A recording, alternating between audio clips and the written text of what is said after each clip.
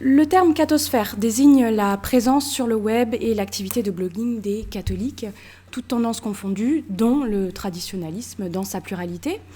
Mon corpus de recherche est de 30 blogs catholiques traditionnalistes et porte sur les usages des laïcs catholiques sur le dispositif blog. Donc j'interroge ce dernier notamment comme l'instrument potentiel de réappropriation de l'espace public par ses acteurs, espace public et espace médiatique. Du terrain traditionnaliste émerge un terme devenu récurrent sur mon corpus de recherche, celui de réinformation. C'est-à-dire qu'initialement, mon projet était de travailler sur ce qu'on appelle le tradiland. C'est un vocable indigène qui désigne la présence numérique de traditionalistes sur le web. En rencontrant la notion de réinformation, mon corpus s'est un peu modifié et orienté sur la question du militantisme chez les acteurs traditionalistes. Alors, le blog offre un cadre d'énonciation privilégié à une production d'informations militantes. Étant donné que j'ai un corpus assez important, j'ai voulu aujourd'hui m'intéresser en particulier à 6 d'entre eux, qui sont Contre-Info, Riposte catholique, Le Salon Beige, Tradinews, La Question et Le Rouge et le Noir. J'ai volontairement choisi des blogs aux lignes éditoriales variées, mais ce choix s'est également formulé sur la base de réponses d'enquête à un questionnaire sociologique que j'ai mené durant ma thèse et auquel seulement 3 blogueurs ont répondu, Le Salon Beige, Le Rouge et le Noir et Tradinews. L'intention plus ou moins assumée de ces blogueurs est de fournir une information alternative à celle des médias dits dominants.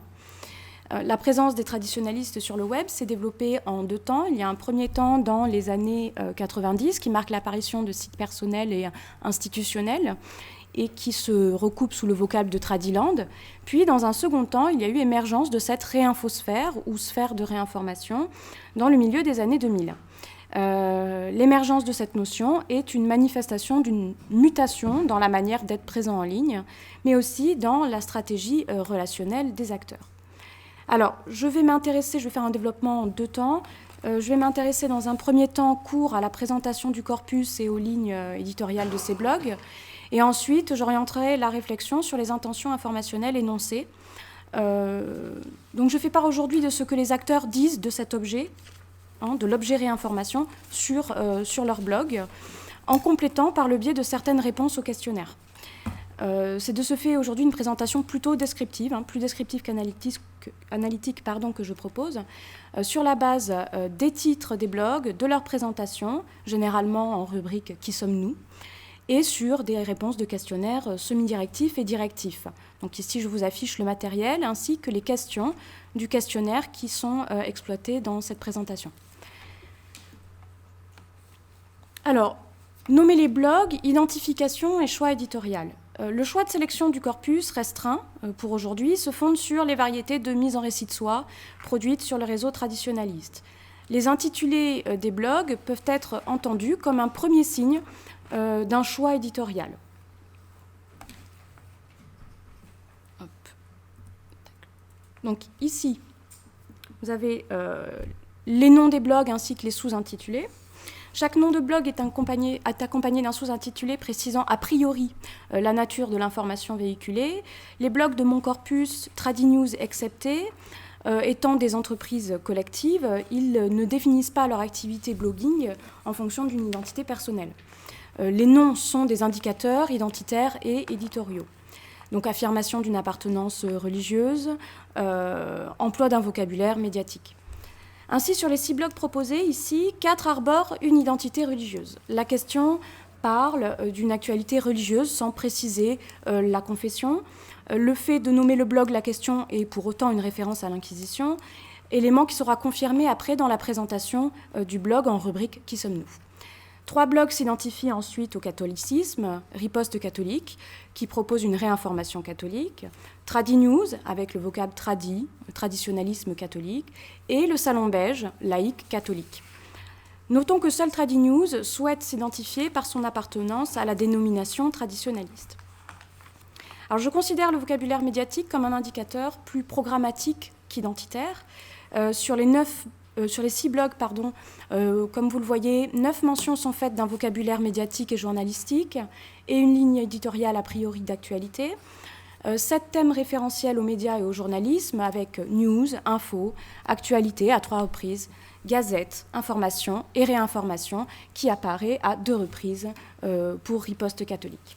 Cette intention journalistique se joint à une posture d'opposition et de désaccord. Les termes contre, alternative, anti et riposte suggèrent une posture différente de celle d'autres médias. Faire en somme une contre-info et fournir une information alternative fait écho à une intention de réinformation. Seul le blog La Question ne sous-entend pas une attitude active à l'encontre d'une information qui serait erronée, comme le suggère la notion de réinformation, pourtant non définie à ce stade. Enfin, les vocables de salon, du salon beige, et de chronique, du rouge et le noir, invitent à une discussion ou à une réflexion. Si lors d'une observation de type ethnographique des blogs, j'ai pu mettre en évidence des appartenances idéologiques et religieuses communes à l'ensemble de ces blogs, malgré des désaccords institutionnels, bien entendu, les blogs choisissent chacun de mettre en lumière un aspect plutôt qu'un autre. Le Salon beige précise qu'il est l'œuvre de laïcs, quand les autres, pourtant laïcs, ne le précisent pas.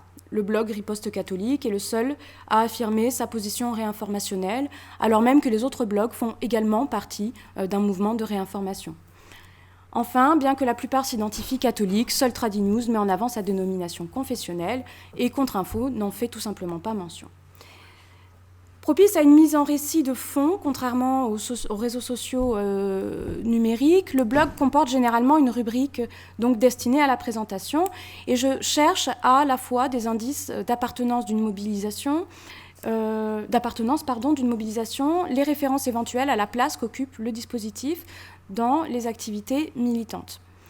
Comme énoncé plus haut, la moitié des blogs du corpus que je propose aujourd'hui ont accepté de répondre à un questionnaire sociologique. Et à ce propos, comme le souligne l'un des webmestres que j'ai interrogé lors de nos échanges par mail, j'arrive, pour le citer, dans un milieu un peu décalé, éventuellement parano, avec parfois quelques raisons de l'être, et je suis un peu comme un chat qui viendrait mener l'enquête dans un chenil. Je vous ai mis cette expression, je l'ai trouvée assez intéressante. Il n'est pas surprenant que peu d'enquêtés aient répondu à ma demande. En revanche, ce questionnaire vient compléter donc les éléments donnés par les présentations. Alors, on peut mettre en avant les intentions d'un agir stratégique informationnel. Donc, je passe à un point 2, intention informationnelle et répertoire d'action. Intéressons-nous aux intentions des acteurs du web traditionnaliste, à ce qu'ils cherchent à accomplir en étant présents sur le dispositif blog. Alors, si je commence par le blog La Question, sur la question, j'espère que vous y voyez. Oui. Sur la question, à chaque fois, je vous ai mis les citations que je mobilise dans la communication. Sur la question, chacun trouvera dans le texte qui suit, pour le plus grand profit de tous, et l'instruction générale des uns et des autres, les éléments nécessaires à une meilleure compréhension de ce que représente réellement la question dans l'espace Internet, quel est le motif qui présida à son existence, ce qui fonde sa raison d'être, comme celle de ceux qui en dirigent l'activité, tout en rappelant le sens de notre œuvre spirituelle, tournée vers un seul et unique but, la défense intransigeante de la tradition catholique. Ainsi, l'intention est d'instruire sur le plan doctrinal et idéologique. Il s'agit d'une entreprise identitaire dont la ligne éditoriale est de nature spirituelle et doctrinale. Le blog se définit comme une société spirituelle constituée autour d'un projet religieux. Donc la question a de ce fait un projet qui indique l'intention d'être, d'une certaine façon, dans l'action. En ce sens, il paraît donc que l'existence du blog soit liée non pas à une simple intention d'expression de soi, à la manière des blogs personnels, mais plutôt à une entreprise collective, à une œuvre chrétienne, d'enseignement et de propagation de la foi, dans une perspective, il précise, toutefois critique, puisque l'objet, pour les citer, est de se consacrer à la critique théorique de la désorientation des mœurs, la dénonciation des doctrines impies, la stigmatation rigoureuse de l'erreur. Donc on trouve ici un langage de la déchéance morale, cohérent avec le contenu moraliste du blog. L'outil Internet offre une possibilité contestataire pour les acteurs de la question, mais il n'est pas, selon eux, sans danger, puisqu'ils ajoutent « Nous n'oublions pas que le réseau Internet dans lequel nous intervenons, loin d'être un espace neutre, est une matrice virtuelle éminemment perverse qui a été pensée et réalisée par des individus dénués de religion, qui voulurent, par le truchement de cet accélérateur général de l'information de toute nature, surtout la plus abjecte, immonde et ténébreuse, précipiter plus rapidement encore l'avènement d'un monde sans Dieu globalisé, immoral, blasphématoire, vidé et coupé de tout fondement traditionnel, c'est-à-dire esclave du démon. » Fin de citation. Les webmestres expriment ici une angoisse technologique empreinte de la rhétorique du complot et millénariste. Si la volonté du malin, comme il semble le penser, est à l'œuvre dans la création de l'outil technologique, l'entreprise identitaire engagée par les webmestres à travers le blog constitue de ce fait une posture combattante, d'une certaine façon, et un sacrifice vertueux. Alors, la rhétorique complotiste, oui, excusez-moi, j'ai oublié la dernière citation. La rhétorique complotiste se retrouve brièvement dans la présentation de Contre-Info, qui précise que, je cite, « nous subissons un déluge incessant de propagande, de désinformation et de manipulation de la part des médias, qui ne font que servir leur maître. » Ici émerge le motif à l'origine de la création du blog, utiliser Internet pour contrer propagande, désinformation, manipulation des médias, dans une logique alternative. Le blog voit dans Internet une possibilité, il permet, je cite, d'offrir une réinformation que nous assortirons le plus souvent d'un décryptage et de commentaires critiques. Tout le vocabulaire réinformationnel est concentré en quelques lignes. À cette intention de faire usage du dispositif comme outil critique et de décryptage, et également alternatif et contre la désinformation, s'ajoute une stratégie d'information participative, puisque les lecteurs sont invités dans cette présentation à participer à la production de contenu par le biais de vidéos, précisions, dates d'événements, etc. Alors, si Contre-Info ne fait mention nulle part dans sa courte présentation de son affiliation au traditionnalisme, Riposte catholique en fait un élément identitaire, d'une part, mais aussi un fondement de sa posture réinformationnelle. En effet, il est un portail catholique de réinformation. Alors, si promesse est faite de livrer quotidiennement, pour les citer, un contenu original, nous pouvons supposer que cette nouveauté concerne la ligne éditoriale portée sur la réinformation catholique. Le réseau de Riposte catholique, qui en fait est constitué de 6 blogs, c'est un portail de blogs qui agrège plusieurs blogs, a, je cite, vocation à croître, et donc à étendre le réseau de réinformation catholique. L'absence de présentation du blog Tradinews sur le blog ne permet pas d'avoir une idée des intentions informationnelles a priori. Donc cet aspect ne peut nous être livré qu'à travers les réponses de l'enquêté au questionnaire. L'intention du webmestre est, en mettant, je cite, les textes et les infos à disposition de qui voudra les lire le plus facilement accessible, de faire avancer le schmilblick. Ce sont ces termes. Alors, ces motifs, il le précise, sont personnels et fondés sur des croyances religieuses. Croyances qui, selon lui, empêchent une pleine appellation de son agir informationnel comme acte militant. Il précise en effet, c'est intéressant, lors d'une réponse à une question, qu'administrer Tradinews constitue pour lui un acte militant, mais d'une certaine manière, car il n'aime pas le terme de militance dans le domaine religieux. Enfin, il précise que la réinformation, je cite, ne s'applique que très marginalement à son blog, bien qu'il s'inscrive dans ce réseau et qu'il ait développé des relations amicales avec les autres webmestres, comme Riposte catholique, le Salon Beige et le Rouge et le Noir. Les motifs à l'origine de la création, on passe au Salon Beige, voilà. Les motifs à l'origine de la création du Salon Beige sont identiques à ceux de Tradinews, personnels et fondés sur des croyances religieuses, en atteste le questionnaire. Il s'agit ensuite, comme précisé dans ce questionnaire, d'un blog d'actualité. Alors, aspect notable, à la question à choix multiples que j'ai posée, il était également possible de répondre « blog d'action politique ou militante », ce que l'enquêté n'a pas fait. Il est surprenant qu'il ne considère pas sa démarche comme étant militante, en témoignent les éléments suivants. En réponse à une question, l'enquêté précise que, je cite, « les objectifs de l'administration du blog encourus sont aujourd'hui les mêmes qu'au début, auxquels on peut désormais ajouter l'influence que le Salon Beige a acquise et développée, en particulier grâce à sa régularité et à sa fidélité à la doctrine sociale de l'Église. Ainsi, sa présence pour les marches pour la vie, à l'occasion de la Manif pour tous, a contribué à de grandes mobilisations et a participé au débat de fond et à la réflexion. » Fin de citation. Donc à travers ces quelques lignes se dessine la volonté tout de même de faire d'un espace web un acteur de la mobilisation informationnelle et au-delà de la mobilisation effective.